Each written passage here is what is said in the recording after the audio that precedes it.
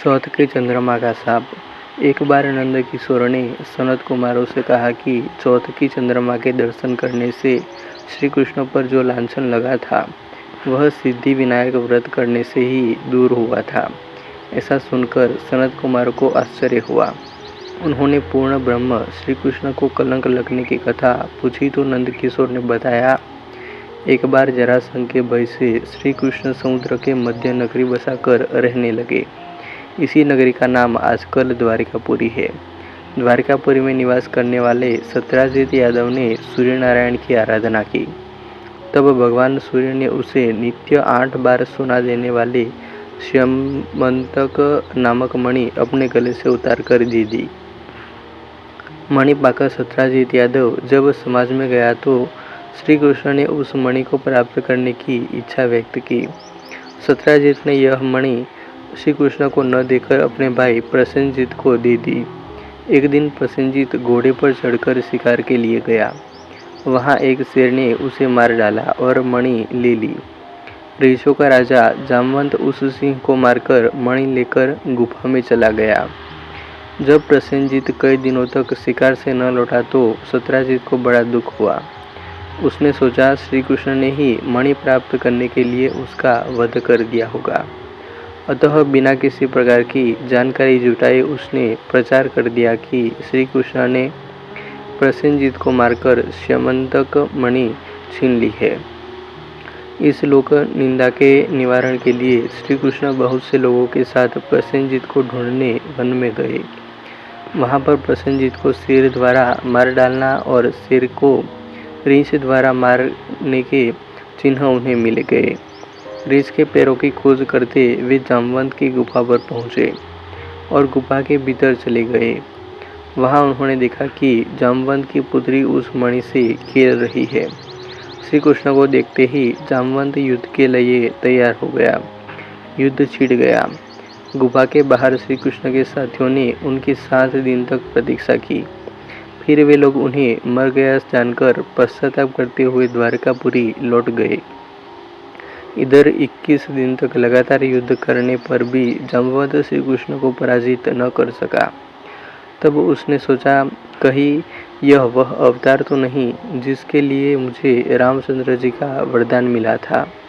यह पुष्टि होने पर उसने अपनी कन्या का विवाह श्री कृष्ण के साथ कर दिया और मणि दहेज में दे दी।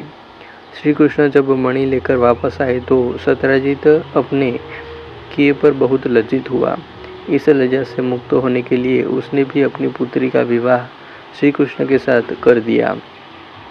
कुछ समय के बाद श्री कृष्ण किसी काम के से इंद्रप्रस्थ चले गए।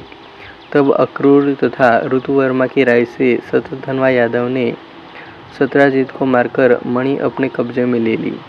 सत्यजित की मौत का समाचार जब श्री कृष्ण को मिला तो वे तत्काल द्वारिका पहुंचे। वे शतधन्वा को मारकर मणि छीनने को तैयार हो गए। इस कार्य में सहायता के लिए बलराम भी तैयार थे। यह जानकर शतधन्वा ने मणि अक्रूर को दे दी और स्वयं भाग निकला। श्री कृष्ण ने उसका पीछा करके उसे मार तो डाला पर मणि उन्हें नहीं मिल पाई। बलराम जी भी वहां पहुंचे। श्री कृष्ण ने उन्हें बताया कि मणि इसके पास नहीं है। बलराम जी को विश्वास न हुआ। वे अप्रसन्न होकर विदर्भ चले गए। श्री कृष्ण ने द्वारिका लौटने पर लोगों ने उनका भारी अपमान किया। तत्काल यह समाचार फैल गया कि श्यमंतक मणि के लोभों में श्री कृष्ण ने अपने भाई को भी त्याग दिया। श्री कृष्ण इस अकारण प्राप्त अपमान के शोक में डूबे थे कि सहसा वहां नारद जी आ गए। उन्होंने कृष्ण जी को बताया, आपने भाद्रपद शुक्ल चतुर्थी को चंद्रमा का दर्शन किया था। इसी कारण आपको इस तरह लांछित होना पड़ा है। श्री कृष्ण ने पूछा, चौथ के चंद्रमा को ऐसा क्या हो गया है जिसके कारण उसके दर्शन मात्र से मनुष्य कलंकित होता है। तब नारद जी बोले, एक बार ब्रह्मा जी ने चतुर्थी के दिन गणेश जी का व्रत किया था। गणेश जी ने प्रकट होकर वर मांगने को कहा तो उन्होंने मांगा कि मुझे सृष्टि की रचना करने का मोह न हो। गणेश जी ज्यों ही तथास्तु कहकर चलने लगे। उनके विचित्र व्यक्तित्व को देखकर चंद्रमा ने उपहास किया। इस पर गणेश जी ने रुष्ट होकर चंद्रमा को शाप दिया कि आज से कोई तुम्हारा मुख नहीं देखना चाहेगा। साफ देकर गणेश जी अपने लोक चले गए और चंद्रमा मानसरोवर की कुमुदिनियों में जा छिपा। चंद्रमा के बिना प्राणियों को बड़ा कष्ट हुआ। उनके कष्ट को देखकर ब्रह्मा जी की आज्ञा से सारे देवताओं ने व्रत से प्रसन्न होकर गणेश जी ने वरदान दिया कि अब चंद्रमा शाप से मुक्त तो हो जाएगा, पर भाद्रपद शुक्ल चतुर्थी को जो भी चंद्रमा के दर्शन करेगा उसे चोरी आदि का झूठा लांछन जरूर लगेगा, किंतु जो मनुष्य प्रत्येक द्वितीया को दर्शन करता रहेगा वह इस लांछन से बच जाएगा। इस चतुर्थी को सिद्धि विनायक व्रत करने से सारे दोष छूट जाएंगे। यह सुनकर देवता अपने अपने स्थान को चले गए।